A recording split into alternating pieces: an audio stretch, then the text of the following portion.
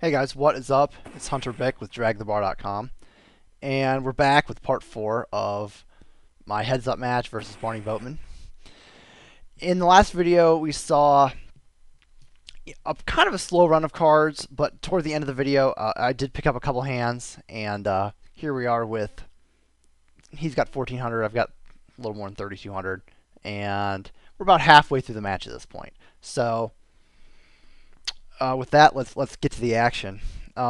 He did pick off a couple bluffs in the last video, and despite me trying to tighten up my image, so I think his opinion of me is pretty much how it has been. I think he is not going to give me a whole lot of credit, so we're gonna have to pick some spots to either make some pretty convincing bluffs or pick up some hands. So here, I call this hand out of the big blind, mostly because of the stack sizes, and of course because it's suited. I would instantly pitch the offsuit version, but I think this hand goes up in value as the stacks increase. So that's why I'm playing it. So I check call bottom or middle pair on a super dry board, and he c-bets like he always does. Now he doesn't double barrel a ton, kind of as we've talked about in the past. So it's kind of an interesting spot. I don't think the fold is as quite as straightforward. I folded very quickly. I'm not sure I'm not sure it's that easy of a fold. I think I could still call here a fair amount. I do think he could be bluffing like a picked up flush draw, a 4. He could definitely be betting a jack, of course. But I think he'd check back like pocket pairs 6s through 10s and a lot of weaker 5s. So I think there's a decent number of combos in there still beat, but I think I'm still kind of in the mode where I'm looking to tighten up my image and get a little respect back from him. One thing we are going to see in this video is we're going to see me in this one and the next one. You're going to see me misplay more hands than I have in the first 3 parts, mostly because we're entering into about the third or fourth hour of this match, and when you sit here one tabling, well, I didn't one table the whole time. I think I was one tabling by part, maybe by this part. It definitely can be a struggle to maintain your A game, and it's definitely challenging to maintain a high level of thought and play your A game. So it's just something you have to deal with, and I think it probably affects everybody, and so we are gonna talk about that a little bit, and I won't hesitate to point out spots where I think that I'm playing bad, either for whatever reason, maybe I made a miscalculation, or simply because I am, I'm just getting tired mentally. So, all right, so here I decided to lead out, knowing full well that I'm going to get check raised a ton, just because that's what he does. That's Barney's favorite move, is to check raise the flop on a paired board. So I know I'm getting check raised a ton, but I don't really care because I'm so far ahead of his range, and I have a backdoor flush draw. And I also know that like stacks are such that I don't think he's gonna like barrel off for some huge bluff here. He's not, so I don't really have to worry about him, running a huge bluff. I don't think he's going to with these stacks. And he checks a ton after he check raises me, so I'm perfectly happy to play a medium-sized pot here. Honestly, I mean he's gonna have to hit a card most of the time in order to win this pot from me. So I really don't mind getting the pot built a little bit. So he checks the turn, and I pick up a flush draw, which is cool. And I decided to value bet. I think he will check raise an ace occasionally. He's check raising in such a wide range, and I also think he'll check and call with diamonds. So I decided to just bet again for value. I'm working my image here a little bit just because I do. When I call his check raise, I bet the turn a very high percentage of the time. So I'm trying just to do it for thin value to kind of balance out my range, and because I think he's seen me do it so often, I do think he will peel the turn wider. So I definitely I like the turn bet, and I hit a 4 on the river, which is really obviously strong. I'm now beating like any middle pocket pair he might have. I mean, I'm still behind a 9, but I don't think he ever has a 9 really. I mean, sometimes, but not very often. So I'm not really worried about it. If he does, good for him. So he checks it to me again. So now I think he has a lot of ace highs, and I think he has a lot of some middle pairs, but combo wise, there's just a lot more ace highs. So I got to pick a bet size, He can never have a monster here. We know that. There are really only two monsters, and I have one of them. So I bet like half pot ish, little more than half pot. Just trying to get a call from ace high, and I think this is about a size he can call. He's getting about 3-1. I think he can peel with ace high on this river, and he does make the call, and he did have ace high, so that worked out well.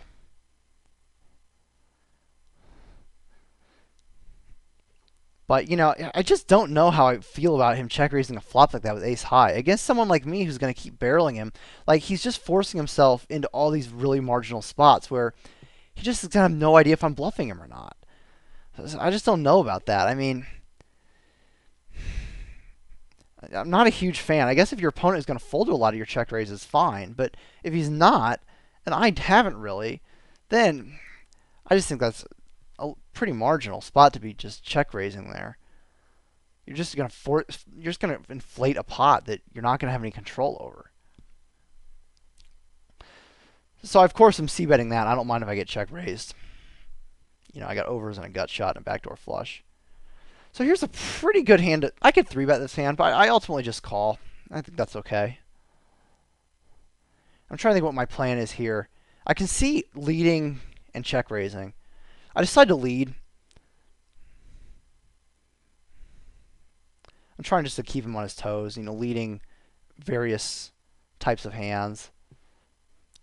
And he's folded to enough of my leads. His folded my donk bet on the flop is 33, so that's like decent. I think when you throw in the times he double folds to a 2-barrel, then I think that I can definitely make that profitable. And he raises me, so I just fold. I decide to lead just because it's a cheaper bluff than a check raise. He really doesn't fold to my check raises very often. So this one I check back, and just because I'd like to see a turn with my gut shot, and I can't really call a check raise, so then I just decide to fire the turn and I take it down. He checks the turn. I mean, he's always weak, so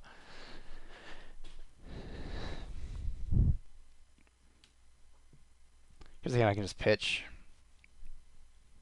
Got to maintain some semblance of hand selection here.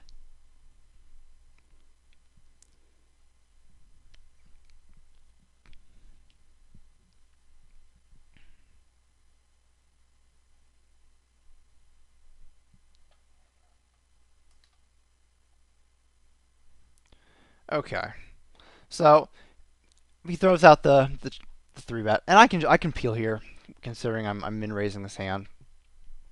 I just win so many flops post flop against his 3-bets.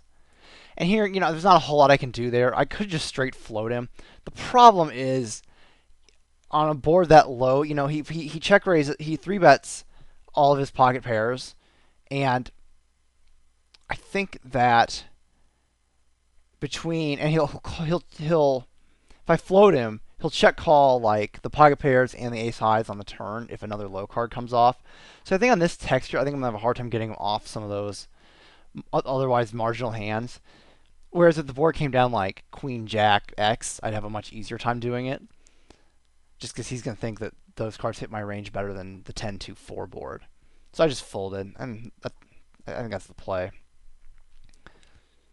So I hit my top pair, and I could have let into him, but the problem if I get raised, I'm not crazy about playing a huge pot with this hand on this board. I just think this hand plays a little bit better as a check call, just because there's just so many bad cards that can come, and it's just I have no idea where I am in the hand after he calls my check raise. So, but I back my way into a diamond flush, which is pretty obviously a good result. And I think full pot, just mashing full pot here is the way to get max value. I just think that he is just thinks I'm so bluffy that I think that's just the way to do it. I think he can definitely call me with like 1 pair, 2 pair. He'll definitely call 2 pair. And then he's never going to put me on a backdoor flush. So the problem is the 4 straight is just an action killer. But in order to make it look real bluffy, I think I need to go full pot there. So I just check this one down and I hit my 4 on the river. I think it's a good board for him to check raise and get 5 deuce. So like, what's he doing calling me 5 deuce offsuit out of position? I think that's just very sloppy. But I'm sure he's check raising with some hands like that too, which is exactly why I just decided to check down the ace high. There's just really no other hand I can get value from on a queen 10-8 texture. So I'm gonna pitch even 6-2 suited compared to 5 deuce off. 6-2 suited is just a monster. So we definitely have varying ideas of what a playable hand is from the big blind.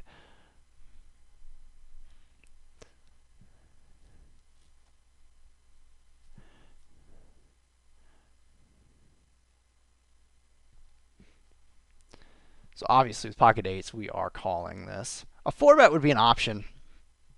The problem is he just calls 4-bets, so it makes it tough to play a hand like pocket eights when I can only 4-bet him up to up so high. I can't 4-bet him like 300, which makes it challenging.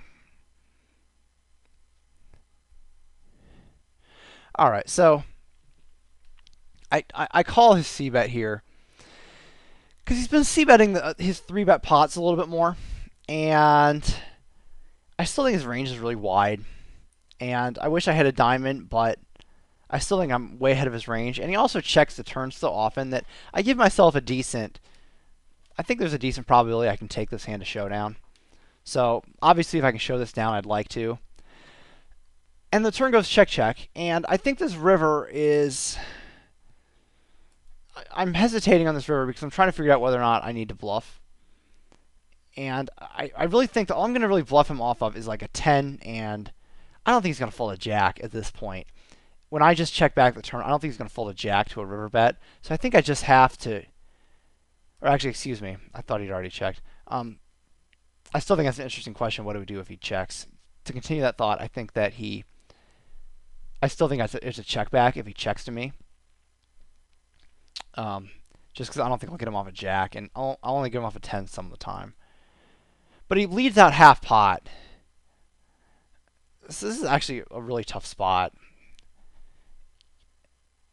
So was he trying to go for a check raise on the turn? Or did he have something marginal and now he's trying to decide, now he's value betting me because he thinks he's the best hand after I check back the turn? So I don't really know. I think it's an interesting spot. His half pot bet size has traditionally been for value. And I think that's a really strong consideration here. He generally bets a little bit bigger when he's bluffing, although he has pulled out some full pot value bets. So I decided to call, and I did so because I really thought he would continue betting a queen on the turn. And I really thought that if he had a hand like a jack or a 10 that he wanted to show down, I don't think he would bet them. I think he would bluff catch with them by check calling. So I couldn't really put him on a whole lot here. And I thought he would semi-bluff. So he could have like a big diamond. He usually will semi-bluff that for one street. And then he doesn't usually bet like the turn with it. And of course the flush miss, so maybe he's bluffing with it now. So I don't know. I couldn't really put him on a whole lot a lot of big hands that would play like this. Maybe like queen 8 could be like one of the only hands in his range that would do that with. It would have to be something that's marginal enough that he wants to check the turn, but then value bet the river. So it just didn't make a whole lot of sense to me. So I thought there were very few hands in his range that would play like this. Definitely something he thought was marginal on the turn that he now thinks is the best hand after I check the turn back. Otherwise, I think he's going to bluff catch. So I was really surprised that he didn't bet the turn with this, and he did in fact have, two pair, and our bet size tell obviously was correct in this case. So I couldn't really figure it out. It just looked. I didn't think he had a whole lot of hands in his range that played like this. The biggest indicator, of course, was his bet size, but I just really would have thought he would have bet a hand like that on the turn, but I was wrong. I don't know if he was going for a check raise or check call on the turn or what. I just think that was kind of a passive way to play the hand. I wonder what he does if I shove on him. Or, excuse me, pot raise him.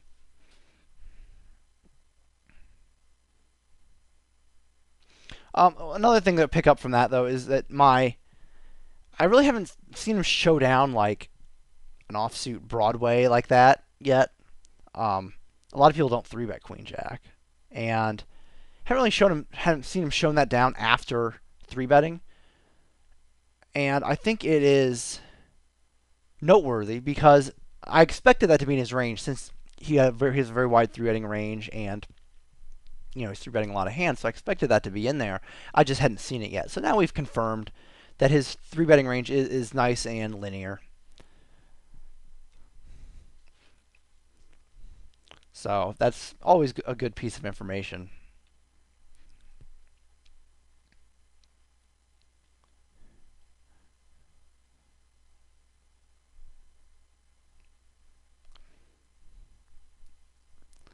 Alright, so King 6.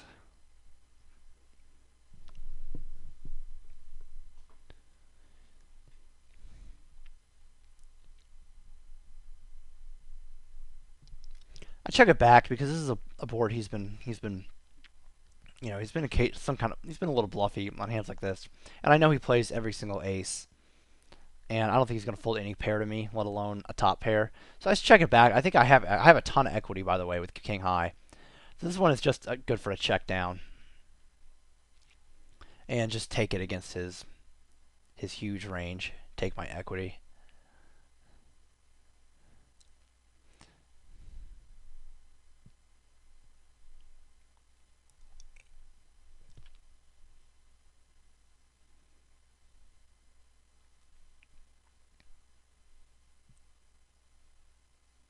So I 3-bet with King Queen, pretty standard. And I fought my second pair with backdoor diamonds, backdoor straight, and he just snap folds, so that works. That's a tough spot always when you get called there, because you don't know if they're floating, you don't know if they have an ace. It's a tough spot.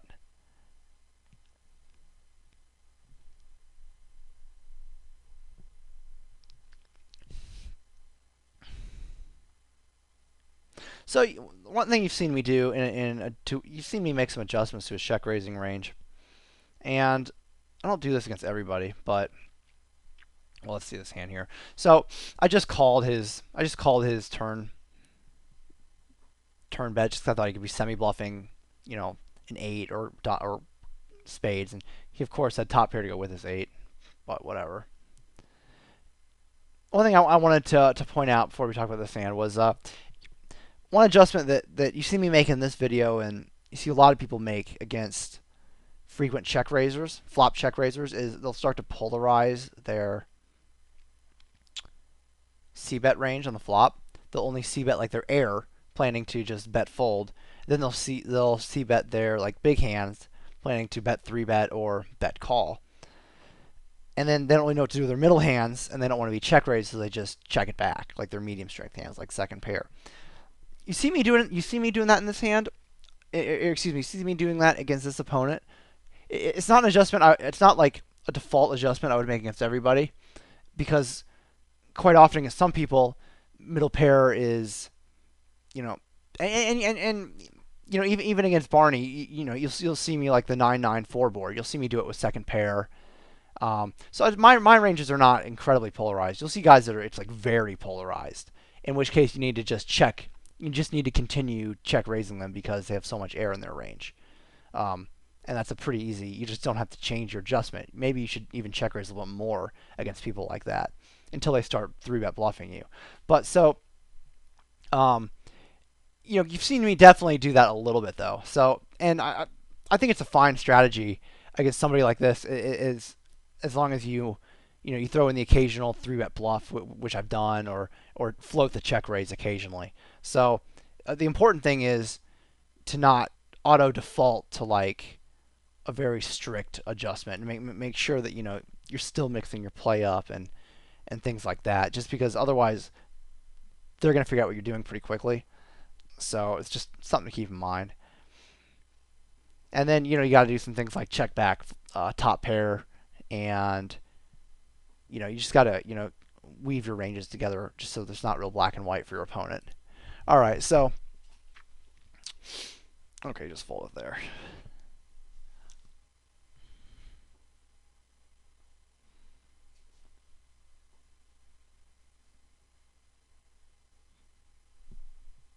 But having a real strong, check raising lots of flops can definitely be real strong, especially depending on your opponent's ability to deal with it. All right, so I I call, of course, and he fires right out. I decided to fold right there. I think that's maybe a spot I could have floated. He just has so. I actually think a float would be a little bit better on an Ace Jack 2 board, just because he has so much garbage in his range that it just misses him so much. And on an Ace board, I think he's just going to give up and check fold the turn. So I actually think that would have been a good board to float. At the time you see me, I didn't really think it through all that. I just kind of folded real quickly without really thinking that one through, and that definitely could be. You see me making a lot of really fast actions here, and I think that's bad. You see me making a lot of like quick folds, some quick calls, and that's definitely kind of a sign of me. I don't want to say losing patience, but that's pretty much what it amounts to. I'm trying to get in a lot of hands, keep the match moving. I'm definitely kind of at the end of my A game attention span at this point. And the play would have been to ask Barney for a 20-minute break. That would have definitely been the play. I was a little worried about losing his action because this was obviously what I consider to be a profitable match. So I didn't want to lose his action. Same time, it never hurts to ask, and Barney seems like a good guy, so I'm sure he would have gone for it. But that's something to keep in mind too. If it's a friendly match and it's a good competitive game of poker, a lot of times the other guy might like a little break too, and then that gives you some time to go outside, go for a little walk, just think about something else, and all you need is 15, 20 minutes. You can come back and be good to go for another hour or two. So that would have been a good thing. That would have been a good play actually. But I'm still here, so let's talk about this hand. So I bet the flop, and he just checking calls, which we know that means he pretty much has like a hand like 9-10, 9-jack, maybe even Queen 10 or Queen Jack, but I think he would have check raised those. And he definitely doesn't have a king. So he didn't check raise, which I expected him to do a lot. So that means his range is really weak. So I just bet 40 into on the turn, trying to get action from whatever he's got. And too bad. Unfortunately, he didn't play long.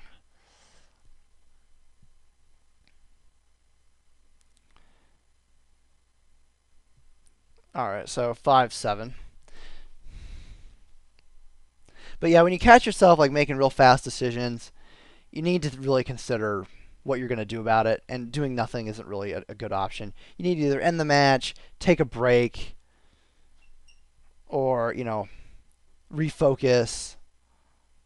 Grab a drink of water, something that's going to help you refocus or regain your composure. But like I said in part one, I don't know anybody who can play a 5 or 6 hour heads up match and play their A game the whole time. So you just need to be aware that you are going to go through spells where it's tricky to stay real focused and keep your A game. All right, so here I hit a set, and I decided to just check. I go for the check raise. My check raises have not gotten a lot of respect. So, and with these stacks, I think it's clearly the play. I don't want him to just fold to a donk bet. I need to get this pot built. He doesn't have a lot of respect for my check raises, but he does fold here. So that's okay. Nothing I can do about it. At least I got a c-bet out of him anyway.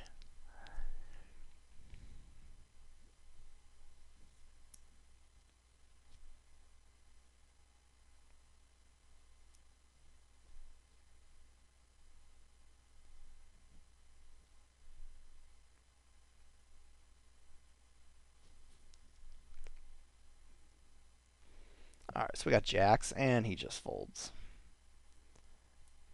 Always seems to happen. Some guy who opens 80% of his buttons and he folds the times you get a big hand.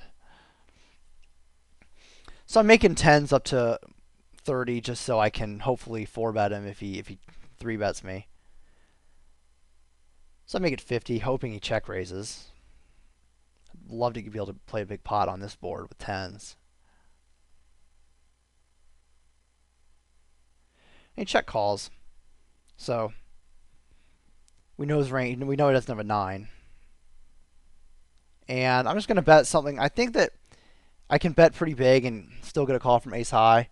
Thinking, like, if you think, actually, at the same time, thinking back to like that 9-4-9 board where I had the 2-4, I got two pretty big calls from ace high. But I think there I needed to bet a little bit less because the board is so dry and I have it just crushed. I think I needed to make it a little bit less. I was trying to keep my raise, or excuse me, my bet size consistent with my bluff size, and he didn't go for it. But I think I probably should have just bet smaller. So here I just lead out with my gut shot of my overcard. I thought about check raising, but then I just check raised him a minute ago, and I expect my second one to get less respect than my first. So I decided to mix it up, and folding is an excellent result there. I don't really want him to call, so I decided to just lead out and mix up my bluff a little bit there.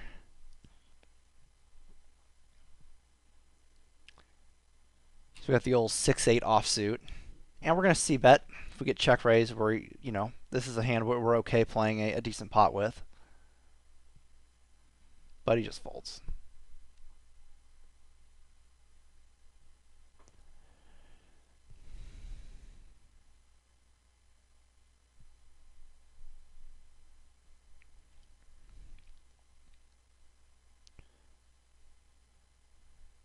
Alright, so we get flush draw, which is cool.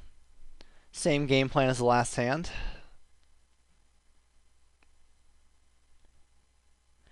And we get check raised, which is standard. So I thought about repotting it. I don't really think that accomplishes a whole lot. I think that I think I'll get him off his aces. But at the same time, well, no, excuse me. I don't think I'll get him off his aces. I might get him off like a queen. But I also know I can bluff him off a queen on later streets. So I decided to just call. And not always bluff him off a queen, but a good percent of time. So he checks, and now I've picked up a double gut shot to go with my flush draw. So I have all these outs. So I think his turn bet is just mandatory, considering how often he check raises and then check folds the turn. So that right there is exactly why I didn't 3-bet the flop.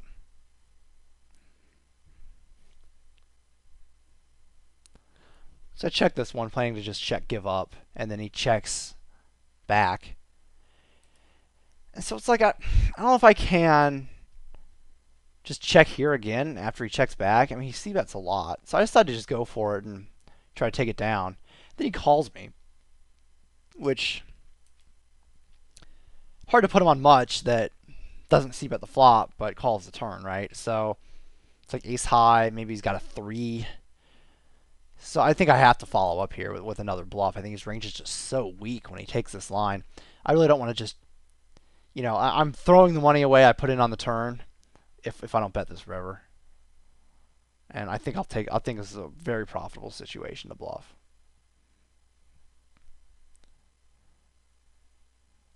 And he does fold. When you can put his range on like 100% real weak hands like that, you just got to keep bluffing.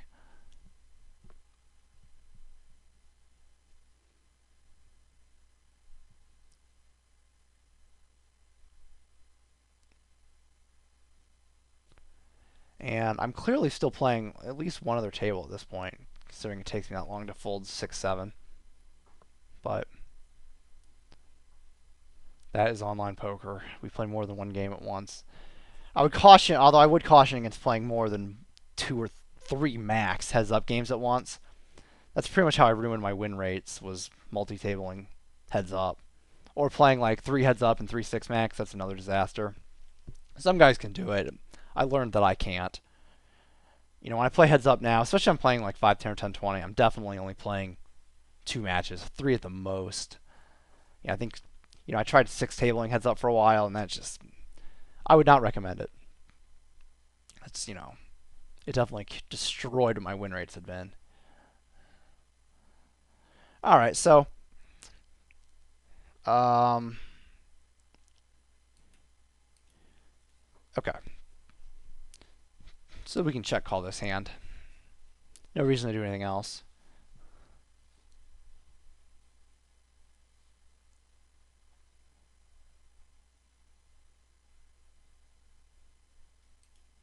And when he follows up, I'm just gonna fold.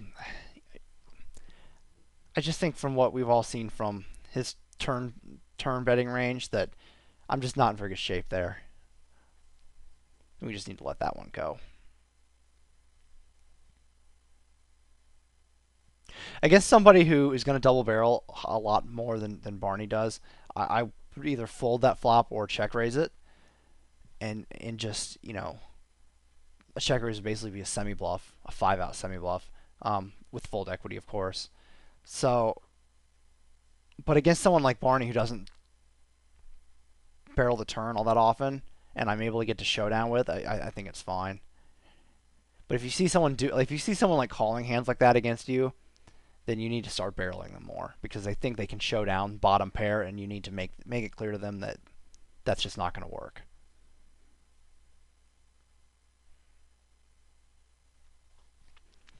All right.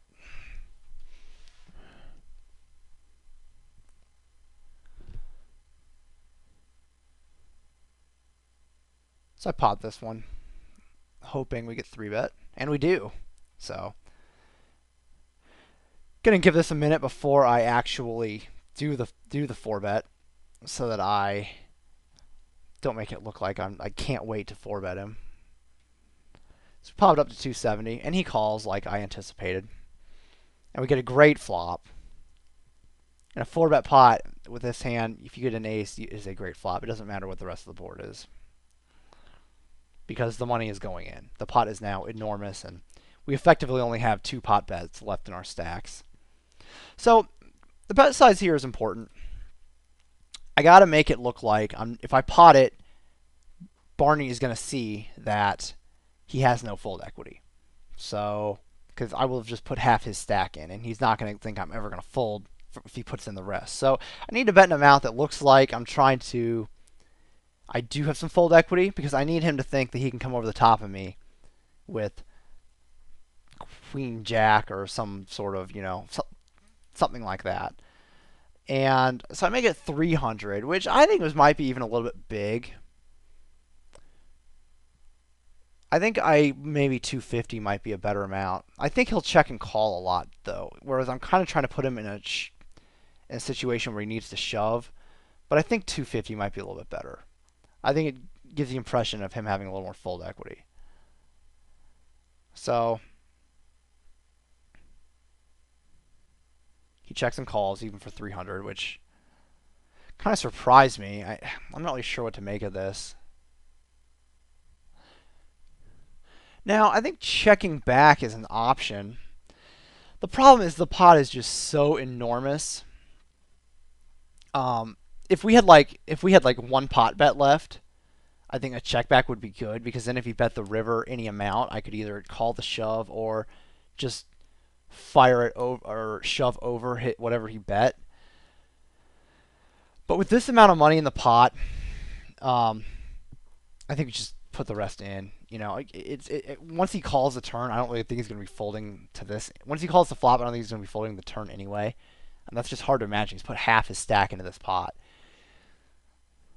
So, and then you have to worry about so it's like if he's drawing, you're going to let him free roll, or, and I don't know if I'm going to get him. I don't know if I'm going to get him to stack up with second pair anyway. And if he has an ace, he's never going to fold. So I think just betting is the play. I mean, even if he does somehow have Queen Jack and I check back, if he misses, he's never going to bluff at this. I have a hard. Well, I mean, I guess he might, but with these stacks, I have a hard time believing that's going to happen. So I just really think that just putting the money in is the play. I don't even think it's that hard. So he reloads. He tops his stack up.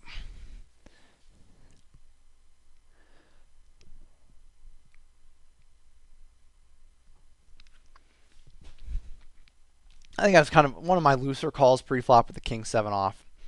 The idea being is to take it away from him. He's c-betting a lot more in c-bet pot in 3-bet pots now. He's doing it a lot more. So I think I need to be a little more selective with what I call him with. A little more selective than king 7 offsuit anyway.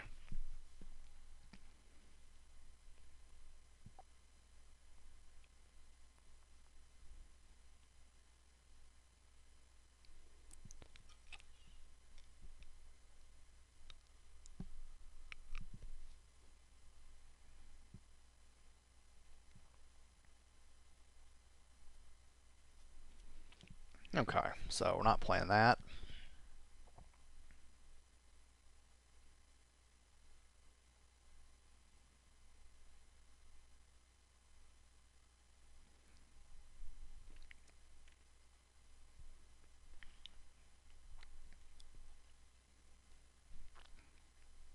Okay, not playing that. So a little slow run right here.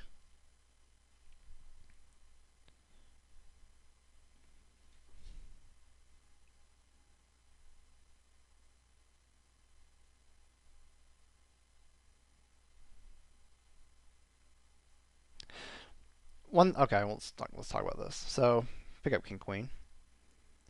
Again, a hand I'm thrilled to play a big pot with. Kind of a challenging board with the ace out there, but see how fast I call there. I'm not a fan of that. I think I need to make it look a lot. I need to make my. I think I look way too strong when I just call real fast there. I think I just need to take a little bit of time, think it through. If nothing else, think about what I'm going to do against a turn bet. Because when you call that fast, you can't possibly already have a plan for what you're going to do if he barrels. And you know what? You have to think through what he's going to do when you have this much time to act. When he does something real fast, and you already know what you're going to do, take a little bit of time, think about what you're going to do on the turn. You know, if he bets 180, 250, etc. And if you can think through that real fast and think about what's going to happen on the river when various cards come. You know, think about something. Don't just snap call. I mean, it's very sloppy, and I hate seeing myself do it. So it shows impatience. It can be great when you see your opponents do it because it shows frustration, it shows impatience, it shows a lack of a thoughtful decision. But you don't want to be doing it yourself. There's always something you can be thinking about that's going to help you win more money. So definitely keep yourself from doing that. And if you don't have the patience to think through things like that, you need to end the match. So I check this one back, and when he checks the turn, he checks it back. I check it back. I don't really see a reason to bet at all, actually. I think I'm just going to get value from worse. River's a brick. And he comes at full pot with me. Now, this is a little bit different. It seems like a similar situation to the when I had the 8s on the Queen 10 Jack river, but here I think it's a little bit different because, for one thing, he's betting full pot, which we know is a little more. Which we know he uses full pot as a bluff much more than he uses half pot as a bluff. Now, he does have some value with full pot, but I think mostly he uses half pot. And remember, he half potted in his top 2 pair. So would he full pot an ace here? If he thinks I'm weak, let's say he thinks I have a king or a 9 and he has an ace, is he going to full pot that ace? Maybe. It's possible. But he also, I think, is going to think I'm going to fold a lot too. So, considering the amount of money he's betting, the full pot bet. Now, would he check an ace on the turn? That is possible. But I think it's a completely different board texture than before that had a 3 flush on it. So, it didn't add up to me. And I really thought he would bet an ace on the turn. Or he could have been going for a check raise, but I think he has very few of those in his range. Like maybe like ace king. I don't even know if he would check raise ace queen, to be honest with you, on the turn. I think that'd be a good play, but I just don't think he would do it. So it doesn't really. And then the 6 and the 3 are total bricks. So remember, because he didn't in the last hand, he didn't even c-bet the turn, and he didn't even bet until he hit 2 pair on the river. So I really don't. this doesn't make a lot of sense to me. I just think he would be more aggressive with the ace, and then even if he took this line, I would think he would bet at half pot like he bet half pot before. I mean, it worked out for him before, so why would he change his bet size now? I don't know. So I'm just very suspicious, and I do think about this one for a while. I know I checked back. I know last time I checked back, last time I took this line, I showed up with, an under pair, essentially, fourth pair.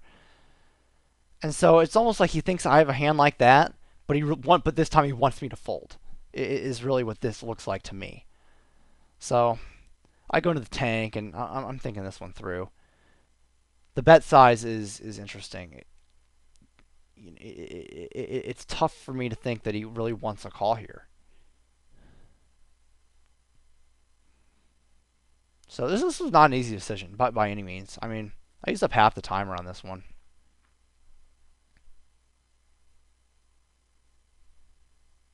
So I'm thinking about this hand. I'm thinking about the last hand. Thinking about the stuff we just talked about. And I make the call. He's got 5-7. So I'm really glad we had the time bank on that hand, because that was a tough spot. But I think the biggest indicator there was just his bet size. I think he and what he saw me show up with last time I checked the turn back in a 3-bet pot. He says good call.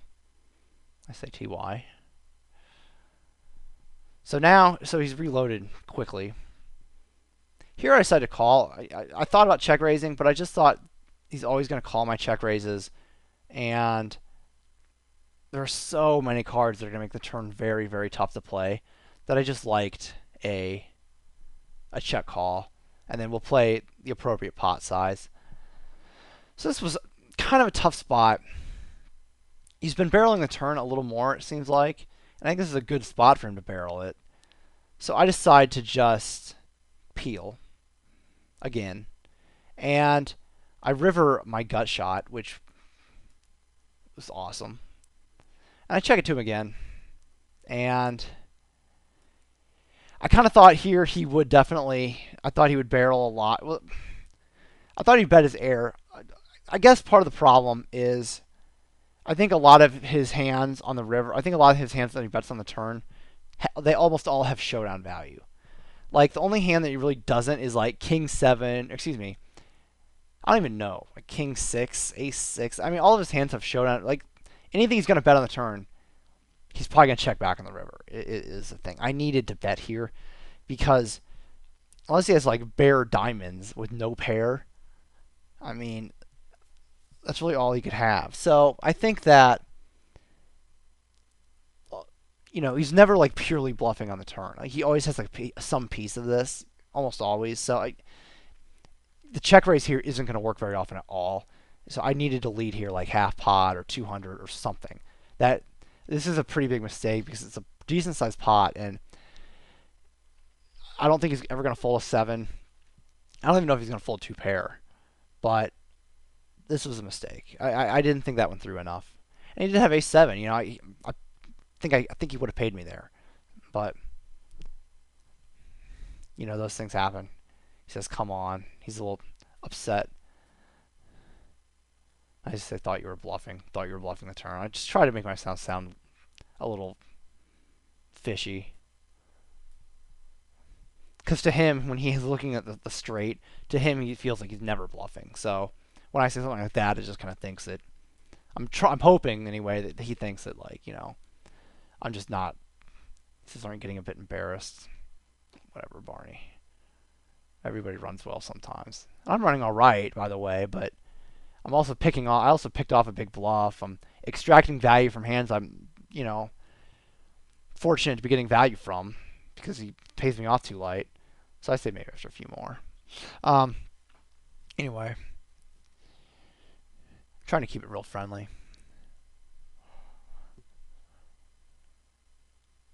Yeah, let me comment on that real fast.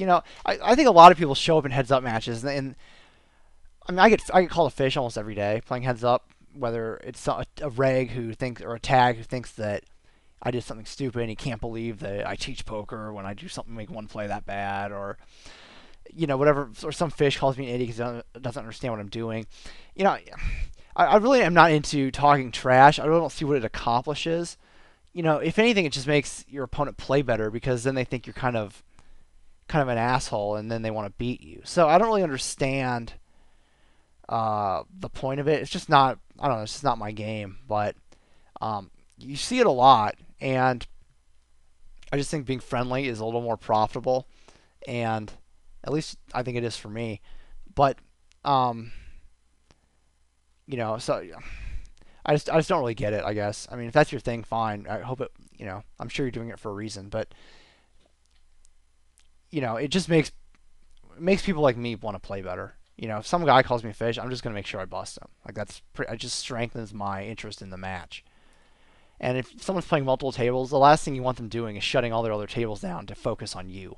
And you know, I'm certainly not above doing that. All right, so Barney check raises, like always, and I decided to just call. Or do I check? I hope I don't three bet here. That would be. I don't like a three bet here at all. And I do. Yeah. See, this I don't like. I guess my thinking at the time was I was trying to look bluffy because he hasn't really. It's a dry board. I was trying to make it look bluffy so that he doesn't make it look bluffy because he'll just call me.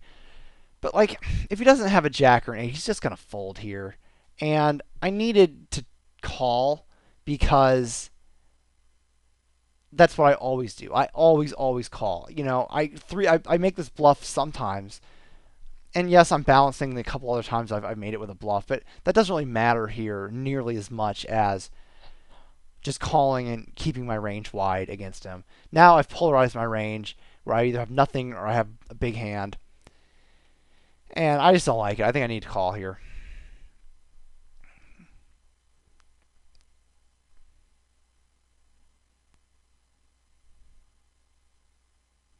So he calls, which is not unexpected.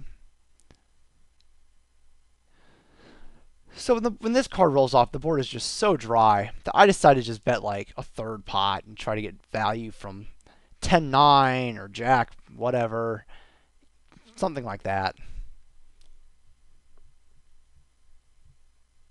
And I'm trying to give him the semblance. I'm trying to bet enough that he thinks maybe he has fold equity. Since I'm betting so small. And he shoves it, and now I got a call, and he does an 8. So at least he's consistent. At least he's balancing well. We know that. He's check raising when he has the trips in, when he doesn't. So, I'm all right with it. I'm not thrilled with that flop check raise. Excuse me, I'm not thrilled with my flop 3-bet, but not a whole lot. He says I missed. Well, you know.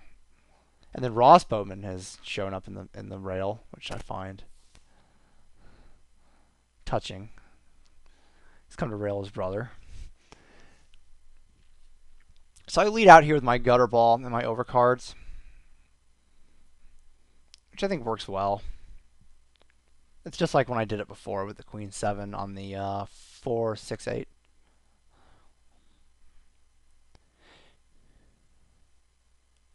I hit my 9, which is cool. The reason I bet the turn is because the 6 doesn't really change a whole lot, and I know he'll peel light against me once, so I'm just doing it again. And planning to obviously value bet any river that helps me, and then of course, maybe some other big cards too, or any maybe non-spade. So now that I've hit, I'm just gonna go I'm just gonna make it real big. I just got to make it bluffy because he's never folding a 7. I don't think he's gonna fold a 6. I don't know if he's gonna even fold a 10. And it's hard for him to put me on a 7 when I play the hand this way. And he snap calls. So yeah, he had a big one. He had a 7. And I sucked out on him pretty bad there, which is cool.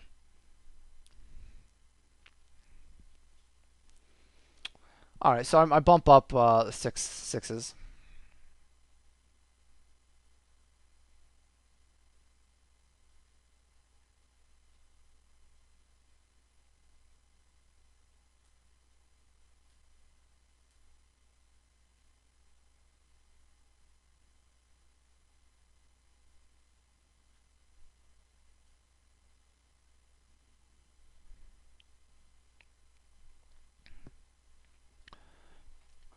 Alright, so 10-7.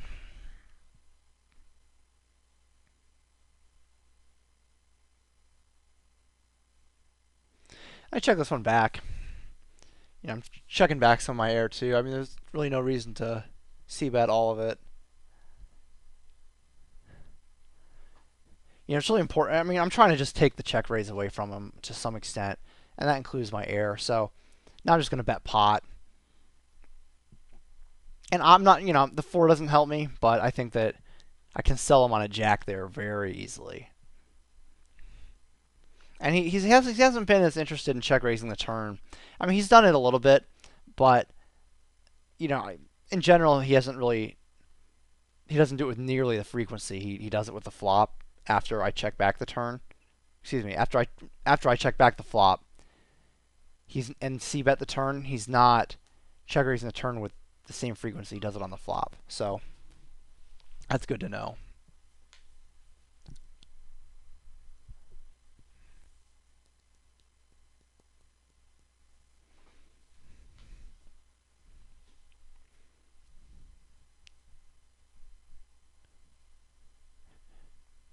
So check this one. I'm playing to check call. So now he checks back, and I feel like I got the best hand here a lot. And if he has like a 3, then I have like a ton of outs. But I just check it. There's really not a point in betting. Like, it's just hard to come up with some hands I'm gonna get value from, like worse aces, I guess. But I'd like to just give him a chance to bluff at me here. And I call.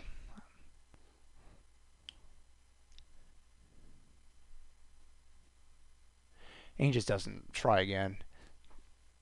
I get a little unlucky on the river, but we're going to be chopping. Once that turn shows up, we're going to be chopping a lot.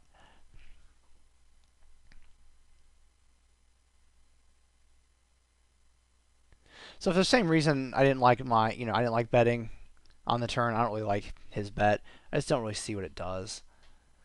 So I flop top pair in a 3-bet pot, which is nice. And how much do I bet here? With these stacks, I mean, I don't mind playing this for stacks. So I bet pretty decent size. And he check calls, which I think is interesting. He has been the last several 3-bet pots we've played. He has c-bet, and now he's check calling. So I really don't think that, and he has c-bet as top pairs. So I really don't think he would check call an overpair or check an overpair. I definitely could see like ace king, ace queen, pocket, any pocket pair. So I'm sure I have the best hand here. So not 100%. I'm trying to think how much to bet here. It's gonna be tough to get value. And what I'm trying to do is what I'm doing now is setting this up for a river shove.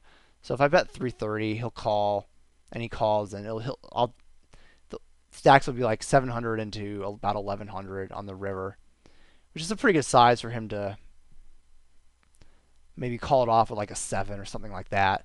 But he just snap folds, which I expect him to do there a lot. Another option would be to check back that turn and collect his bluff on the river. I think that would be a strong option. Obviously, an ace or maybe even a king falls. It's gonna be a tough situation, but you can't really just be worried. You can't think like that. I actually think a turn check probably would have been the most plus EV play. I think I was a little too concerned with trying to set up a big river all in. But it's like, what's really going to pay me off like that on that board? We know his range is so marginal. I just don't think that's going to happen. So I think it's another spot where I could have thought it through a little bit better. And I really think a turn check is definitely the way to get more value.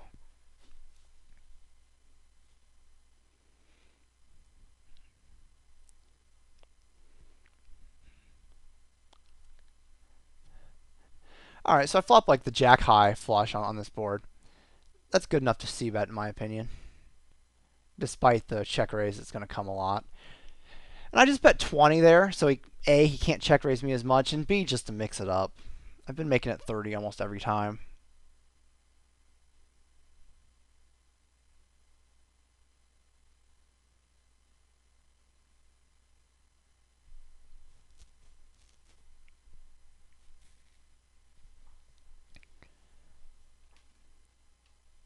So like I've talked about before, just a check back. Again, I did it too fast, so you need to make it think like you need to make it look like you're trying to decide. The insta check back is just a little too obvious, I think.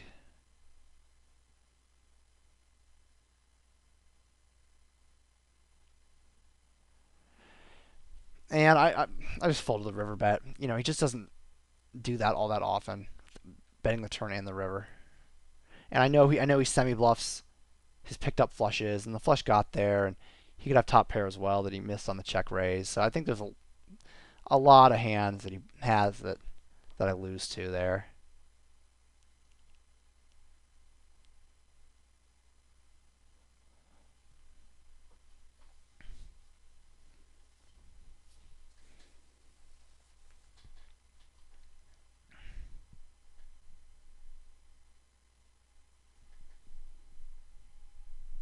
All right, so I'm gonna play the 6-5.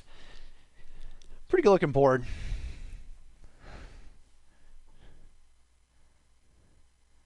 And I can't remember what I did here. Check calling and check raising are both good options.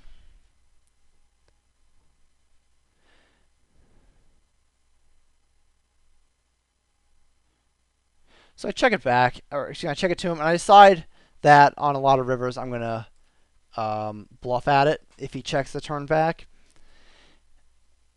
because he often will do that when he's weak. So I decided so I decided to just fire out, stick with the plan, put 100 into 140. He snap calls me, and he river to 2 pair with the 8-4. Yeah, that'll happen. That's not like the greatest board, by the way, to be firing. I wouldn't fault myself for just giving up on the game plan when the board runs out like that. I mean, he could, there's just a lot of weak hands that 8 connects with, let alone the king. And he also could be checking back to induce with the king. So I really wouldn't fault myself for just giving up there. In fact, it might even be best. It just hits so he'll just have 1 pair there, 8 or better, so often. And I don't think he's gonna fold. I don't think he's in the mood to fold any of those. Okay, so we call 5-7. And I was gonna check call, and then he just checks back, which he doesn't do. So here's a spot where he always semi bluffs a flush draw. So we know he doesn't really have that. So we know he can't really have a flush. So I need to bet here. I don't know why I'm checking, unless I'm planning to check raise. Maybe I was planning to check raise, but the way I've checked so fast, I doubt it. So again, I'm acting pretty quickly.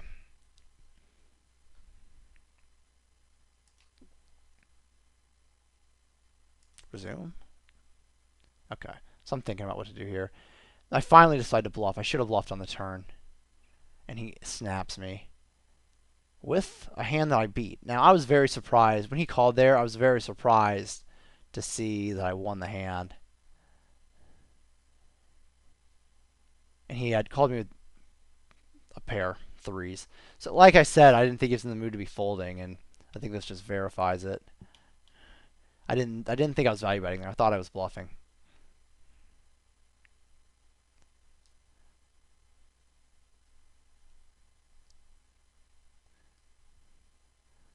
But at the same time, I mean, yeah, he would have bet any pair. Well, he would have bet a lot his top pairs and maybe middle pairs on the flop anyway. So I just didn't think he had anything. So I guess I could have checked there, actually. Well, I know he doesn't have the flush. I guess maybe I thought I could get him off like a tiny flush, but I think he has something there so rarely that maybe betting. I don't even need to be betting. I probably don't even need to be betting there. Actually, I think checking calling might even be the better option. I think I actually get some value there instead of just getting a fold.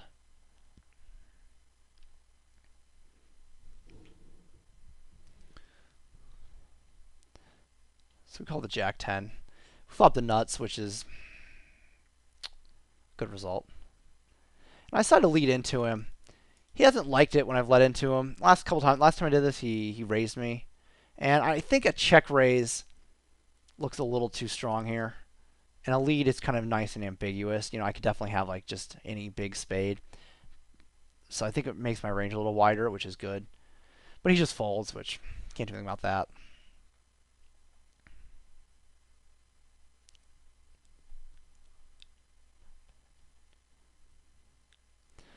So I call here. I'm starting to call some weaker aces just because I feel like I got a good handle on this match. I'm still acting very quickly, which, you know, I'm not happy to see. But again, just one of the realities of playing a real long heads-up match. It can be tough, and it's easy to make quick decisions and gloss over details that maybe an hour ago I wouldn't have missed.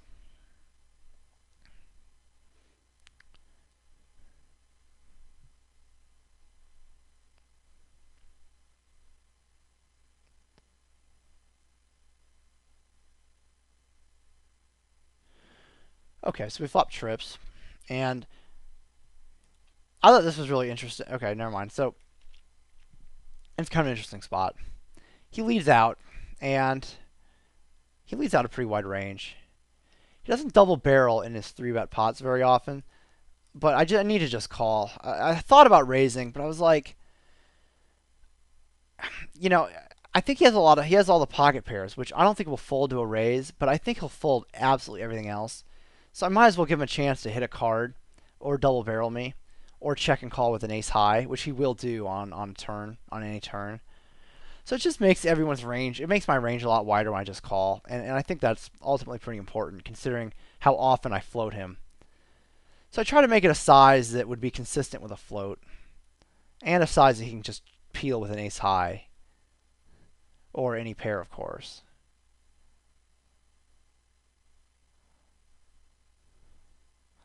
So I think he's, I guess he just had random overcards there that he couldn't just check and call with. I mean, he's going to have something for me to get value there. Again, it might be another spot where I could check back. At the time, I definitely thought between all the pocket pairs and ace highs, which I know he's never going to fold, I definitely thought I could get some value on that turn. And I do like it. Remember thinking back to like the 9-4-4, the 9-9-4 hand where I had 2-4. I thought it was kind of a situation like that where I could extract some pretty serious value from ace high or some sort of pocket pair. But, he had something else in his range, so that's all right. He had something else in his hand, I should say, not in his range.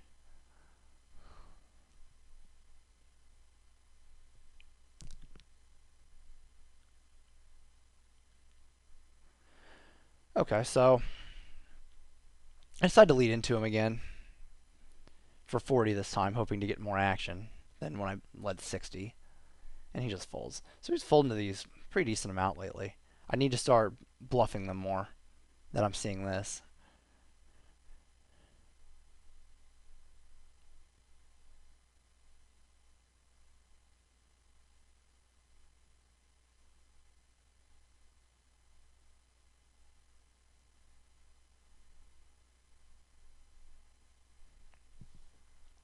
Okay, a couple hands we're not going to play.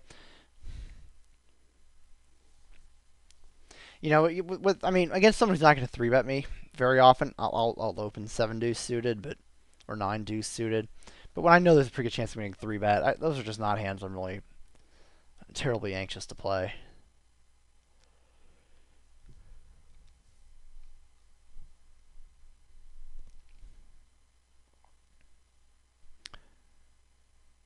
Okay, so king 7. Not the greatest flop. This is a check back. Just so connected. I'm not going to get the folds that I need all that often on this texture. So when it goes down like this, I think king high has enough equity. Or I could bluff it. I think I'm going to be good there a lot. Can I fold him off an ace high? I mean, maybe. If I can ever, then I think bluffing is fine.